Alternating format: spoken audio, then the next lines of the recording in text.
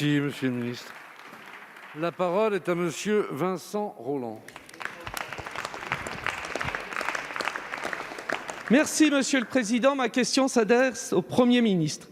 Incompréhension, c'est le mot qui revient unanimement dans la bouche des acteurs des sports d'hiver. Après une réflexion de plusieurs semaines pour la mise en place de protocoles sanitaires, puis une réunion la semaine dernière sous votre autorité, vous aviez proposé d'attendre une dizaine de jours pour décider d'une ouverture des stations de sport d'hiver, décision qui serait liée à la situation sanitaire du pays. Mais le lendemain, la parole présidentielle est venue remettre en cause l'engagement gouvernemental. Nous n'y comprenons plus rien, si ce n'est que vous condamnez la montagne et ses socioprofessionnels. Colère.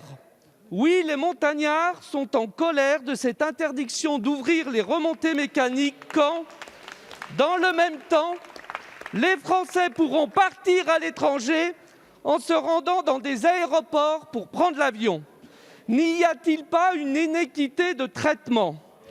Aussi, avec mes collègues de montagne, Bonivard, Sadier, Duby-Muller et d'autres, nous vous demandons de statuer dans 10 jours au plus, au regard de la situation sanitaire du moment et de la disponibilité hospitalière, j'ai bien dit la disponibilité hospitalière, et de mettre en place des aides puissantes à la hauteur des enjeux. Ne condamnez pas un écosystème qui ne demande qu'à travailler.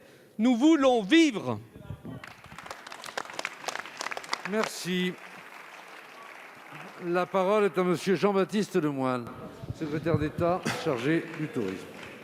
Merci beaucoup, Monsieur le Président, Mesdames et Messieurs les députés, Monsieur le député Vincent Rolland. Vous le savez, vous qui êtes justement un député de la Savoie, le ski, eh bien, c'est trouver l'état d'équilibre, celui qui permet d'avancer sans chuter. Et il se trouve que si nous voulons durablement relancer les activités de montagne, nous avons besoin de garder un équilibre. Je vous rappelle, quelle est la situation sanitaire ?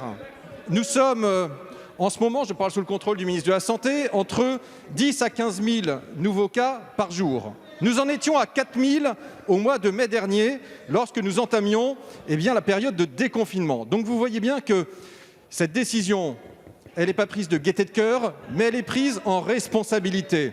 Et c'est en responsabilité également que le Premier ministre a réuni les acteurs de la montagne pour définir le cadre des compensations auxquelles ils auront droit, car naturellement, nous savons combien cette période est importante, cela représente 20% de la saison. Et pour cela, nous allons mettre en place un dispositif d'indemnisation ad hoc pour couvrir un certain nombre de charges fixes. Je pense notamment aussi aux missions de sécurisation des pistes. C'est très important. Par ailleurs, la ministre du Travail a annoncé que les saisonniers recrutés bénéficieront de l'activité partielle et nous allons mettre en place également des dispositifs d'indemnisation des commerces sur une base territoriale, parce qu'on sait bien que d'ailleurs dans les vallées, de nombreux commerces bénéficient aussi de l'afflux des touristes et qu'il faudra les aider à passer ce cap compliqué. Nous allons continuer à travailler avec les acteurs.